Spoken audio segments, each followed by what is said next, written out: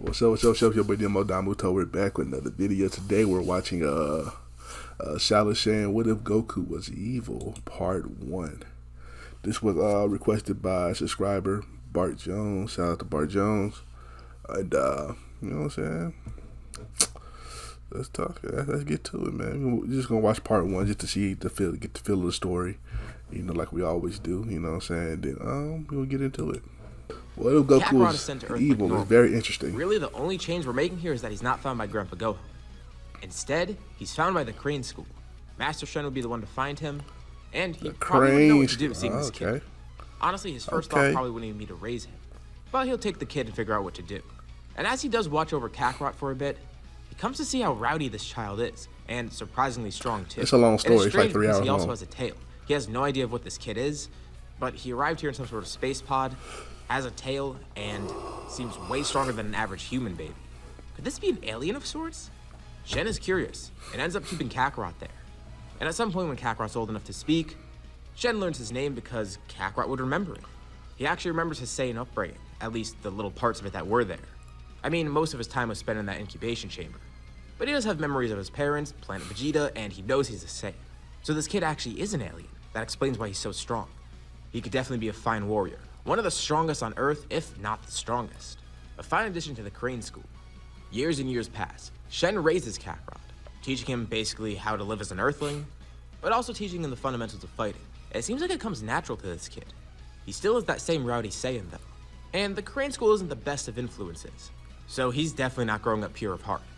On top of the fact that he hasn't hit his head, his Saiyan nature is actually being kind of enhanced by this experience. Obviously, he's not going to just go around destroying everything. He's becoming a little bit more civilized.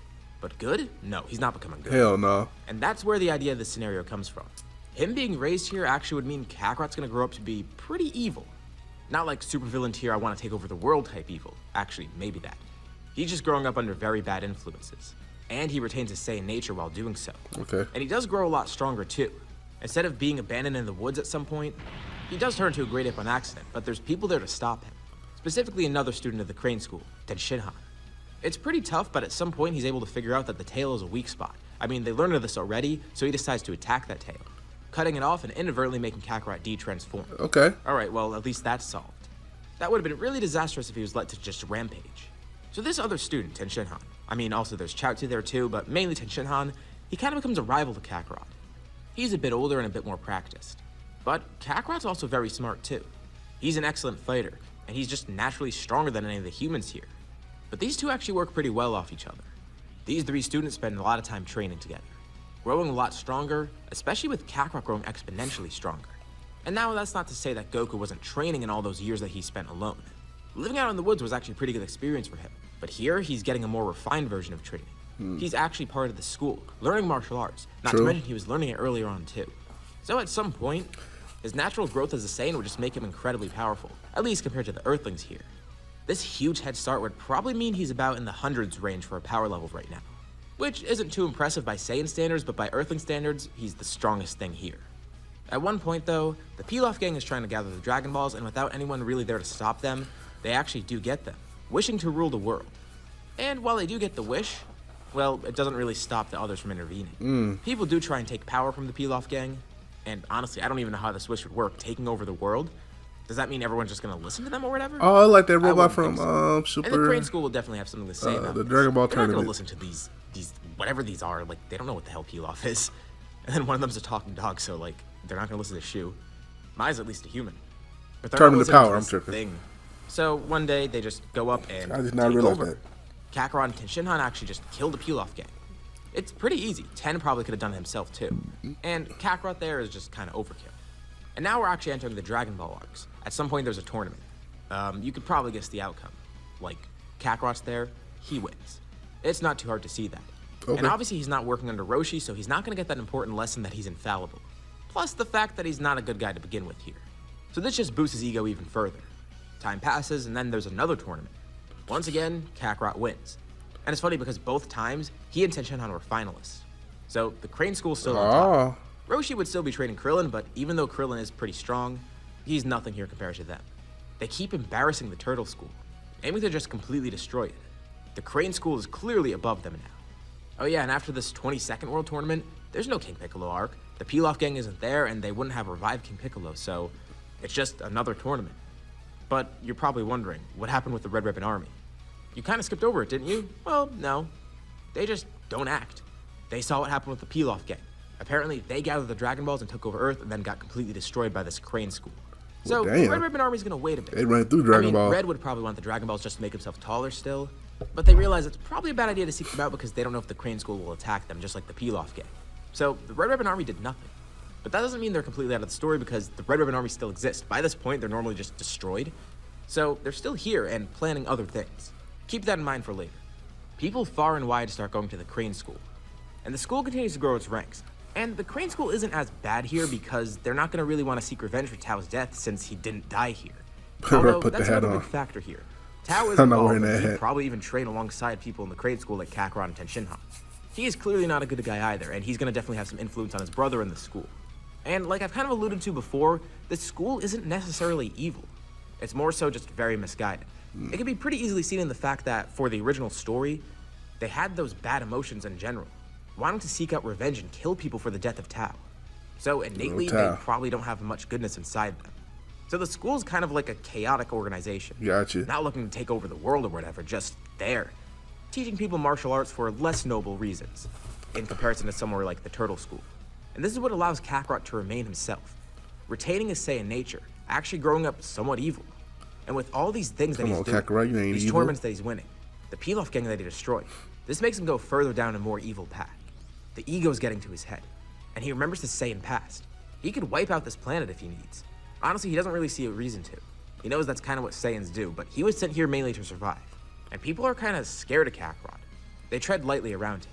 They know if they do something to anger him, well, he's not going to hesitate to kill them, and he's definitely doing that with Kakarot, but that's crazy. The Crane School is just glad to be allies with him. They're kind of on his good side, if you could even call it a good side. But at some point, he doesn't really need the Crane School anymore. He's learned all that he needs from it, and he's so far above everyone else that he's not really growing too much stronger with them. But he doesn't really have anywhere else to go. There's nowhere else on this planet to train or whatever, at least for a person at his level. Obviously there is the Lookout as an option, but Kakarot definitely would not be welcome up there, if he even knows about it by this point. So for the time being, he is going to stay with the Crane School, but he doesn't really care much otherwise. Once he finds an out from this planet, he's leaving. He's losing his connections with them, feeling more and more secluded. His immense strength, it's leaving him alienated. In the most literal sense of the word too, he is an alien. Tenshinhan and Chaozu, his rivals, they're really the closest connections that he has, and they're not even that close to him. They even recognize that Kakarot's going down a dark path, wondering what they could do to actually save him, or at least stop him in the process. But Kakarot does remain with the Crane School, beginning to do more and more intense training on his own. He will spar with Ten occasionally, but even that does nothing for him. Damn. And he's just starting to get bored. He needs a way off this planet. There still is his old space pod, but he's not sure if that's even going to work anymore. One day he goes to it, just trying to mess around with the controls or whatever. Right. He doesn't actually know how to control it because it was just set on a pre-guided course here. And there's something in there. There's a scouter. Of course, he doesn't know what it is, but he has vague memories of Bardock wearing one. So he puts it on, and immediately he just tries messing around with it, seeing what it does. This must be some sort of communication. Oh, shit. He was sent here with it for a reason. Now, yeah, I know he probably won't be sent with one because that might put him on Frieza's map, but consider this me taking a liberty here. It's not really too crazy to assume that maybe there was a scouter on there that Bardock didn't realize was there. It's realistically something that would probably come standard on most of these ships. Maybe just a loose end that Bardock forgot about. And it's not necessarily a bad thing either. It doesn't mean Frieza's immediately going to find him. It's just now that he has this, Frieza could potentially find him. Yeah. And no one in the Frieza Force really notices. This scouter just randomly turns on out of nowhere, but doesn't catch anyone's eye, except for a few people. Vegeta, Raditz, and Nappa are out in space, eradicating another planet. And they notice another scouter comes online in the middle of nowhere. Now, normally they don't really care about this, but Raditz feels like it's important for some reason. The area where it is, that planet. Where has he heard about that planet before? But it jogs his memory. That random scouter that destroyed their network.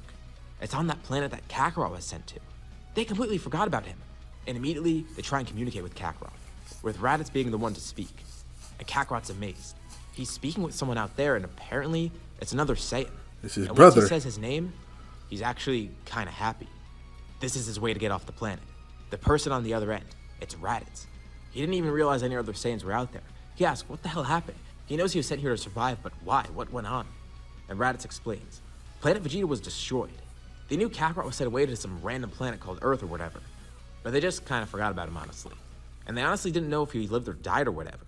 But this is a confirmation. He is out there. And they can get him off that planet. And better yet, he could join them. Of course, Raditz can't say this over the scouter, but they could use him against Frieza, another Saiyan in their ranks. Vegeta and Nappa are Okay, I like this. Too. I like Of course, I like where this is going. Kind of weak. He is a low-class warrior and is Raditz's brother, but it wouldn't hurt to have an extra Saiyan with them. So, the Saiyans head out towards Earth. And you could already see, this scenario is already getting so they getting there hella early. It's nice to have fun once in a while and go away from the work around so you. it ain't gonna be no They don't really know Gohan, what no... to expect from Kakarot. Will he be weak having been raised on this planet? Will he be strong? What'll his mindset be? It ain't gonna be weak as hell. How has he been influenced by the Earthlings, if at all? And how much does his Saiyan nature drive him? Well, they're gonna find out soon enough. After more time passes, 3 space pods land on Earth. Of course, this is huge news for everybody. It's an alien invasion of sorts. But the Saiyans don't actually cause havoc immediately. They don't really have a reason to just level this planet and destroy it. I mean, they could for fun, but really they're just here for Kakarot, and there's no resistance. Kakarot was the one who wanted to join them. They're able to find him. And Raditz is pretty impressed to see his brother. He just went through his growth spurt, and he looks exactly like Bardock did. Although he's wearing kind of a weird outfit. They ask him what he's been doing here for nearly the past 2 decades. This is around the time of the 23rd World Tournament, mind you.